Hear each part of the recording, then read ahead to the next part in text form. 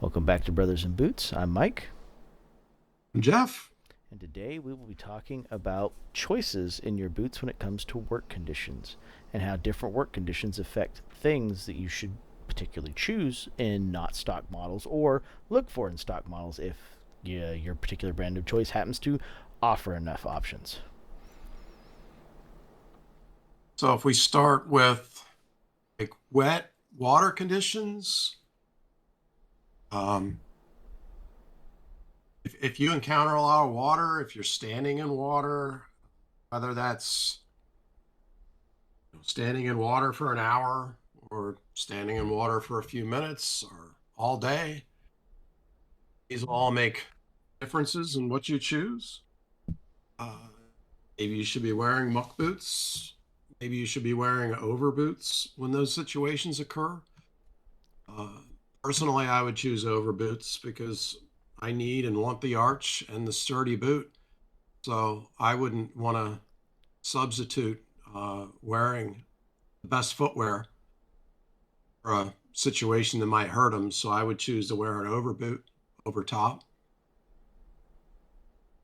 Back boots might be another option since they're rubber up to almost the ankle, allows for at least low water standing while still having a mostly leather boot. Um, There's if you're like a landscaper, there's silicone impregnated leathers that if you're walking around dealing with landscaping, maybe irrigation systems, walking through anywhere where like maybe you have a wet grass area farmer could very easily be advantageous from that perspective. They infuse silica in the tanning process to keep the water from seeping so deep into it, but it does make the boot less breathable. yeah, silicone impregnated definitely has its down points, uh, quite a bit, too way too much for me. But again, we're talking about like a wet and water condition Extreme, here at not this not just moment. the So the that would light be, rain, kind of extreme weather condition where maybe you pressure wash for a living. That would be a really good example of something specific, especially for silica impregnated, since you get lots of fine grit all over your boots from doing the pressure washing. your welt choice Yep. is going to play a factor. How many holes that there are that water can potentially get through or get into more over time as the boot starts to wear. Yep. I mean, so, for all of you out there that are big fans of White's Norwegian weld, hand welted, whatever the fuck, that's certainly not going to be the one that you would want to be wearing in such wet conditions. Especially if it involves that gritty pressure washing or like a not like sloshy mud, but like clingy mud, right? That can get down into those holes and help rot out the footbed, and the upper leather in the weld itself also becomes kind of a micro abrasive in there, um, and I just was in kind of general help thinking mud. eliminate layers. I was kind of thinking mud would be its own category, but certainly Oh, it definitely it's is. wet and it's wet dirt. Certainly does seem to fall into the same category. I Yep. mean, if you're standing in mud all day long, it's certainly a factor. It's mud isn't going to get through your boot as easily as water itself will, but when you're in the mud, sometimes you're in standing water as well. Yep. Very true. Something like a V100 sole is going to be a better choice than the V bar or a 430. Staying away from rough out leathers will definitely be well advised for mud versus smooth out. Smooth out's way easier to clean and deal with than rough out will be. I mean, you could do Obanoff's heavy grease or some of the other like Hubbard's boot grease, the thicker greases that kind of harden a little bit more, but realistically just go with the smooth out leather. It'll save you a ton of trouble in the end. Like I said, avoid the Norwegian roll welt. That'll just give you a ton of problems, especially with mud. You're gonna get mud, like not even just getting all the way through the holes and into the insole area. Just in general, what it's going to do to that roll welt and all the crevices it's going to get into that are going to be impossible to clean out, which just become micro abrasives that help destroy your leather faster. Fire will be a category. Yep. Basically, woodland firefighters or just regular firefighters. Um, you're going to need special soles for that. You're going to want the Red X soles, which is specifically made for high heat situations like that. You're going to want Kevlar thread, Sometimes called Technora. which which isn't really, or Technora, right? Which isn't really fireproof, but it doesn't Self-extinguishing. continue to burn. It self extinguishes. Yep. Same So same thing with the Red X. The Red X is designed not to melt the way the other ones will. you wouldn't want a steel toe in such a situation. It's going to collect the heat, hold on to the heat, burn your toes from the inside.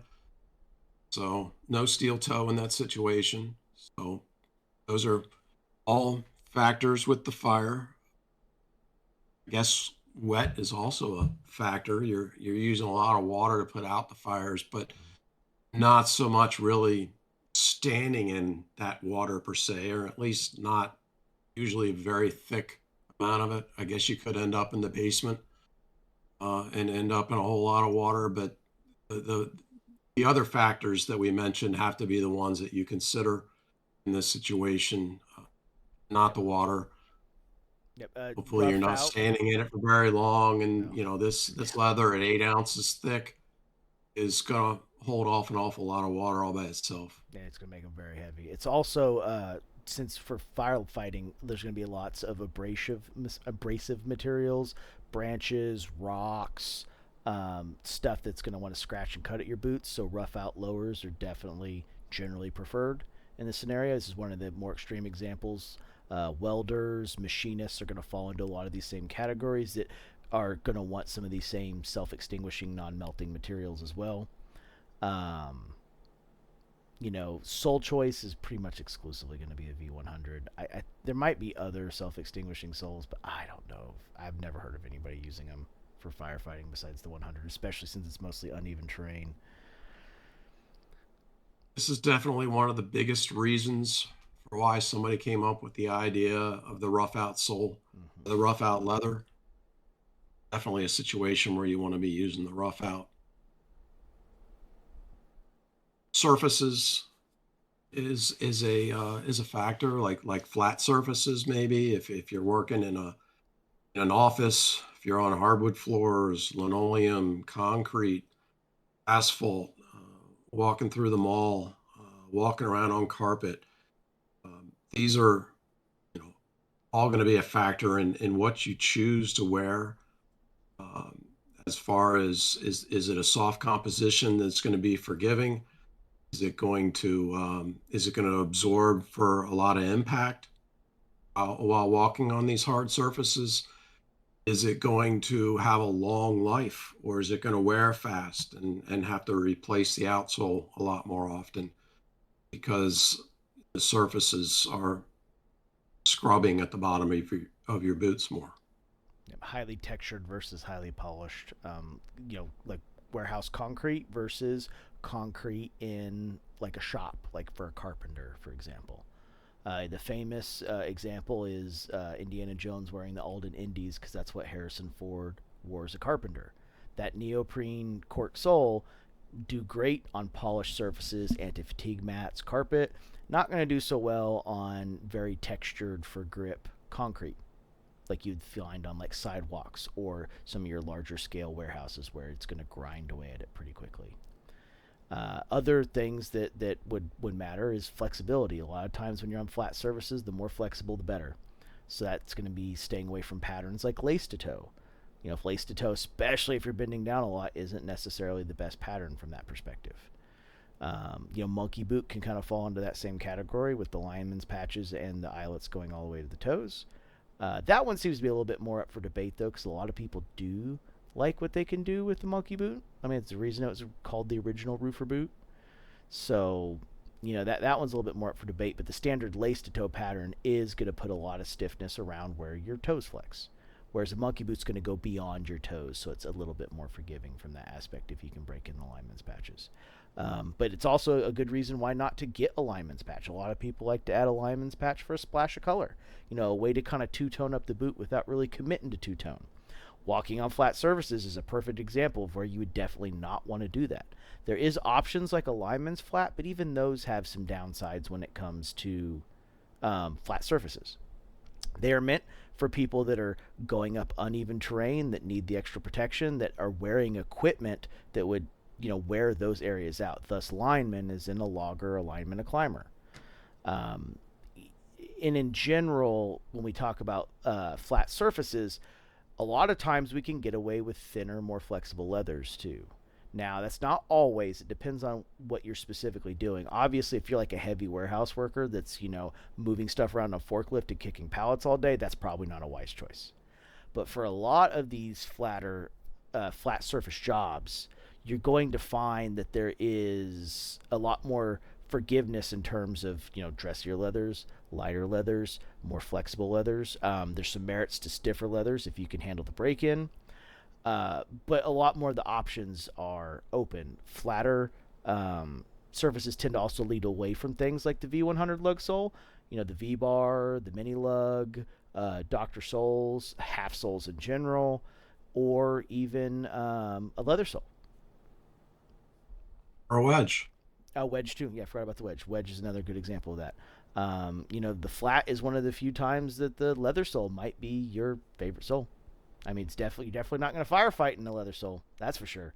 Um, you're also not Leather going to. doesn't get enough love. Yep, And I do like leather. So yeah, I do this too. would be a situation where you might consider Hmm. leather sole. Yep, leather sole is going to be one of the most comfortable on concrete and carpet.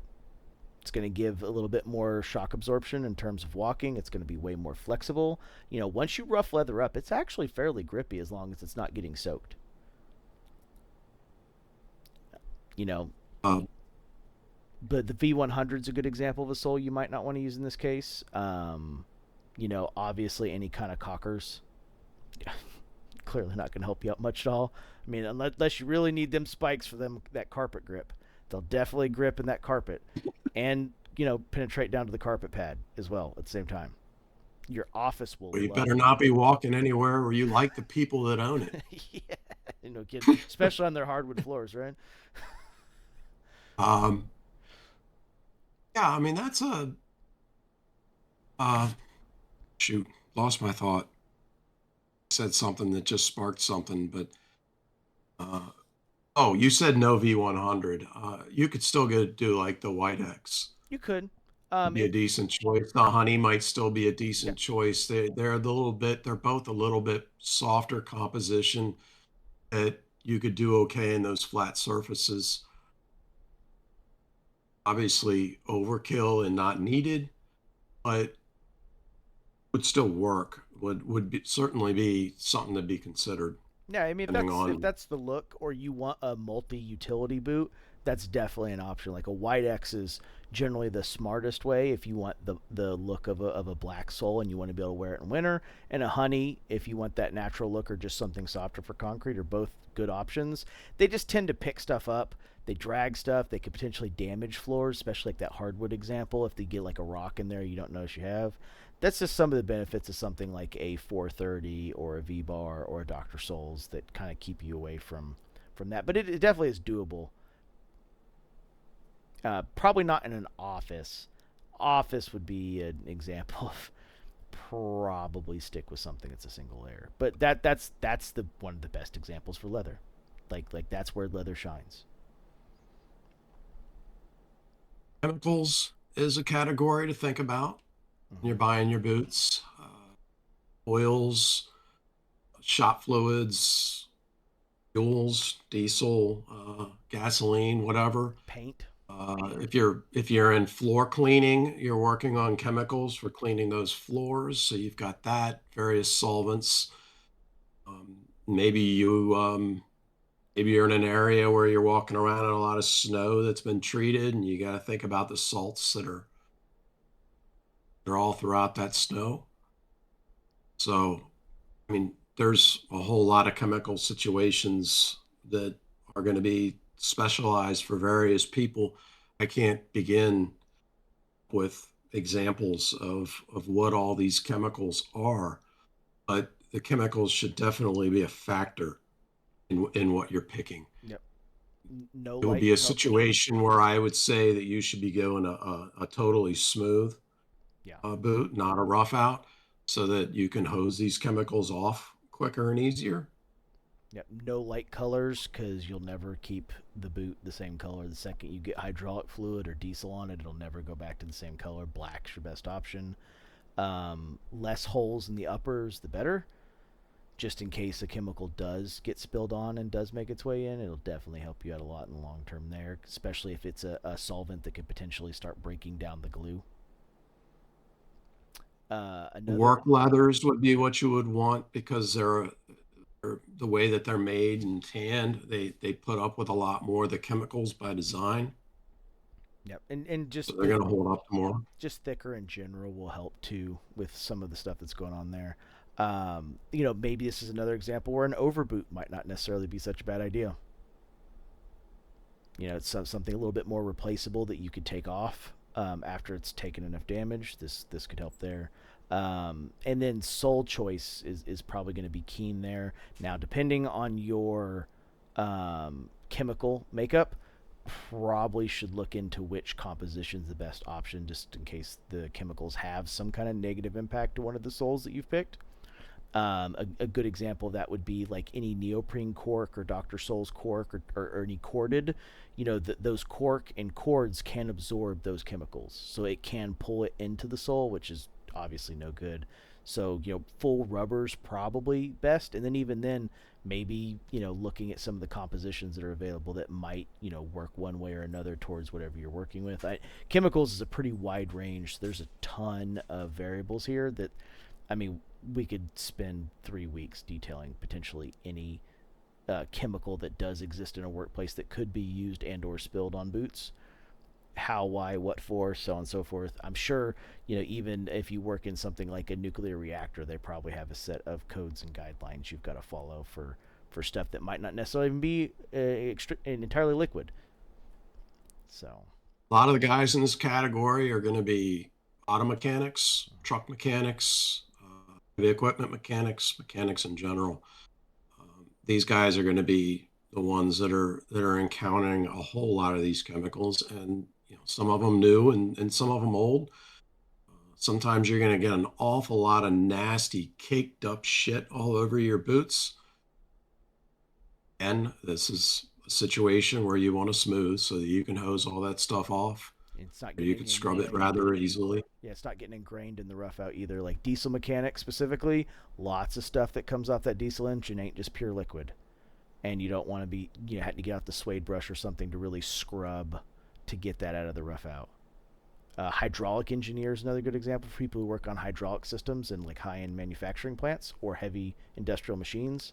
Another great example. Not all hydraulic fluids come out clean the way they go in. So A lot more smelly, but that doesn't have anything to do with the boot. it does if you got to take Um, it in at the end of the day. yeah, I mean, I would be hosing these boots off probably when I was getting off of my shift. Usually not hard to find a hose. And then when you get home, you could give it a quick hit with a brush after it's dried off so that you can get anything off of there that didn't go away with the water. Yep. Tons of solvent cleaner options. Just remember to oil if you're using heavy solvents like your turpentines, your acetones. If it does need to go that far to take something off, just make sure you condition it. Um, but most of the people who do this on a regular basis will know a lot of what we're talking about. Yeah, it's not that we need to explain it to them, but it is that they should be thinking about it when they're deciding what boots to buy and how to put them together. Yep. Dust is a factor to think about. Mostly, I'm thinking like concrete dust when I say this, but we could be talking about um, woodworking. We could be talking about sawdust. We could be talking about, I doubt anybody lives in an area where pollen buildup would be an issue. It could be dusty just as far as dirt, just as Yep. far as you're in a dry climate out working outside in the dirt and the dirt's blowing around and uh, you know add a little bit of moisture in there, and it wants to stick and stay. Yep. Midwest, So this is common. us us is another situation where I would say you definitely want to be doing smooth out Yep. all over so that it can be quickly brushed or hosed off Yep. I would or even say blown off. in the Midwest we have a lot of pollen that like you get your boots covered in pollen and then maybe you walk through a wet area and it becomes like a paste on there. Just smooth out in general in the Midwest, just for being able to easily brush your boots off at the end of the day, is a smart choice. Or even like maybe a park ranger in a national park that's a desert park, down like in Arizona or Texas. That's another example of where you would definitely not want to rough out. You would definitely want to smooth out. And you'd probably want to choose, more breathable options that are easier to clean out. A area that's often overlooked for a lot of people is the gussets inside the tongue under the first couple eyelets. Lots of stuff builds up there. So, so true.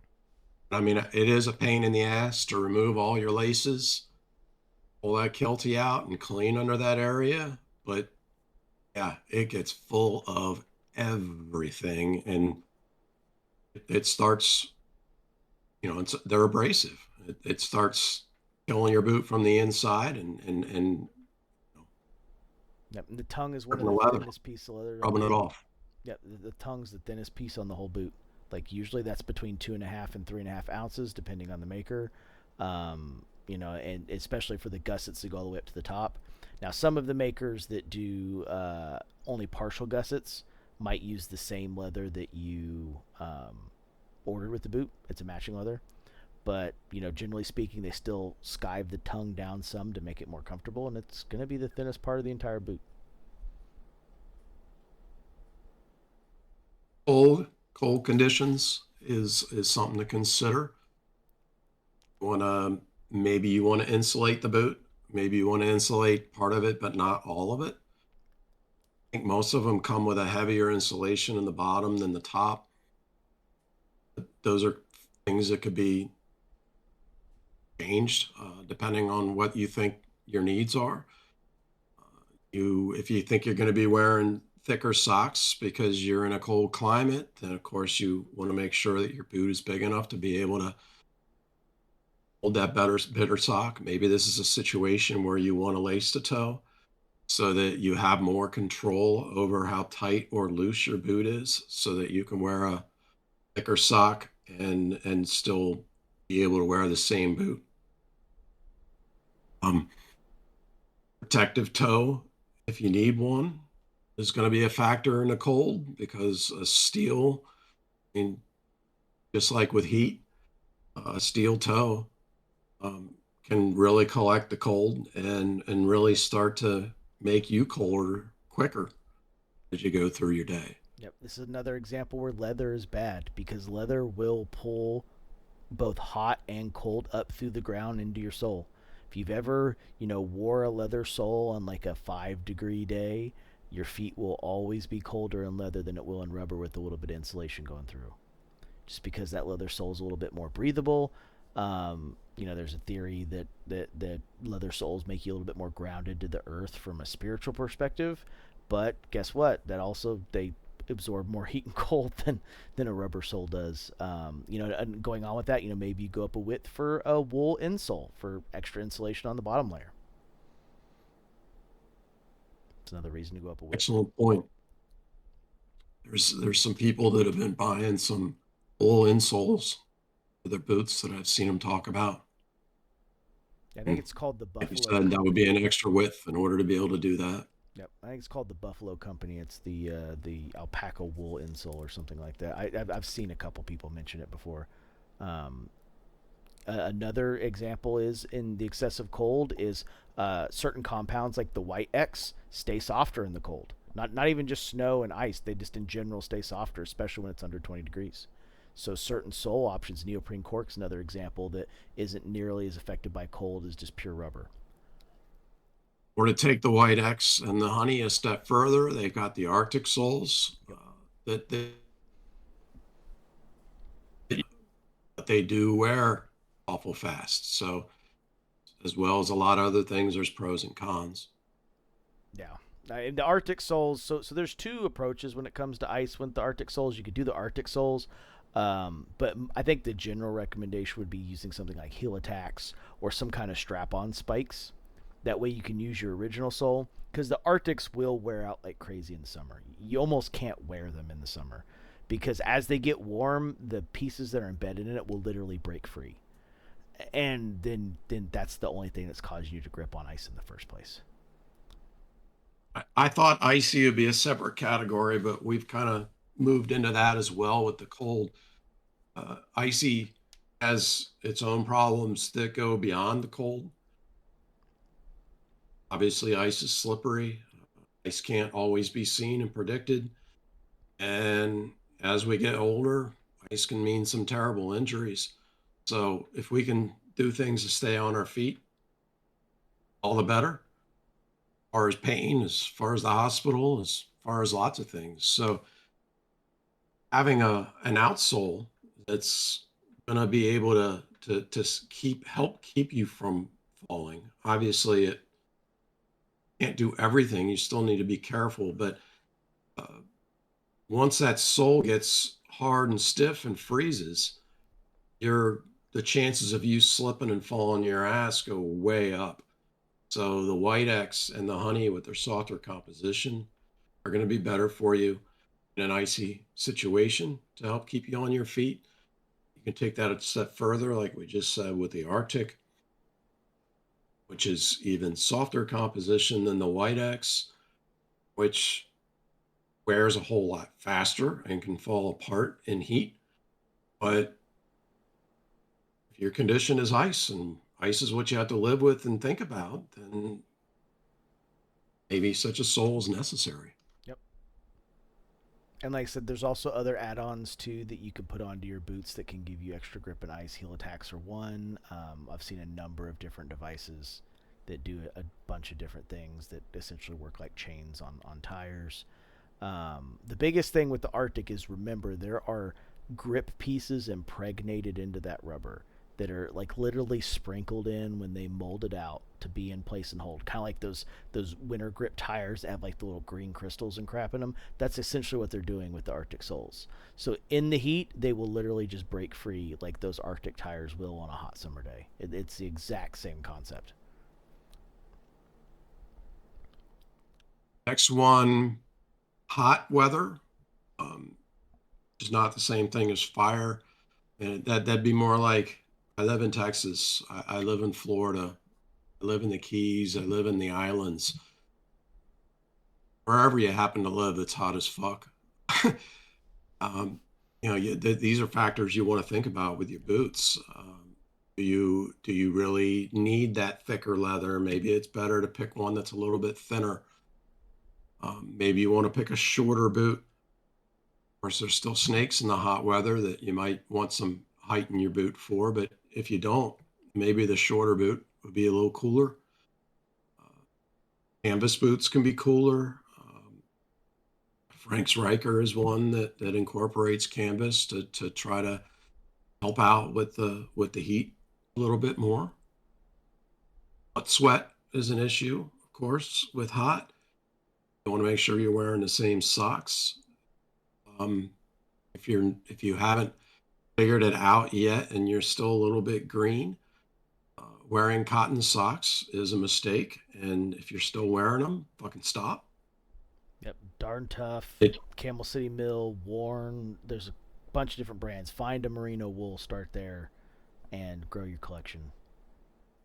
I don't care how hot the weather is that you're wearing wool, especially merino wool, preferably a merino wool. But wearing wool is still just as much of a great idea in the heat as it is the cold. It breathes better, it dissipates better. It is the better choice even when it's hot. It's temperature Granted, regulating in you'd want general. a thinner one, Yep. but that's still a material that you should be wearing. Uh, I don't know who convinced us that we need to be wearing cotton socks, but they didn't do us any favors. I got plenty of people running around thinking that cotton is best and it's the only thing to wear. It's not. Mm-mm. It's a It's cheaper. Cotton's terrible. It's cheaper. It stinks more. It collects water more. Wears out faster. It just turns into a sponge on the inside. So, you do your own experiments if you need to, but you need to be wearing those wool socks all year round, no matter where you live. Yep. Even in your tennis shoes, you'll find that you'll like the wool socks a lot more once you switch to them. And plenty of brands make no, like Darn Tough has no show, ankle height, micro crew, boot cut, over the calf. They have a sock height for everybody. There's other brands that do it in wool as well. There's really no reason to ignoring boots in general. There's no reason to be wearing cotton socks.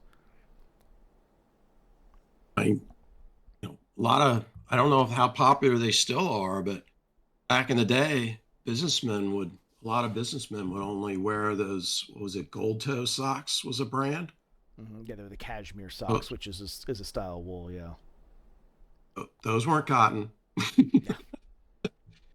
No. Um, so yeah, so that covers hot, I think.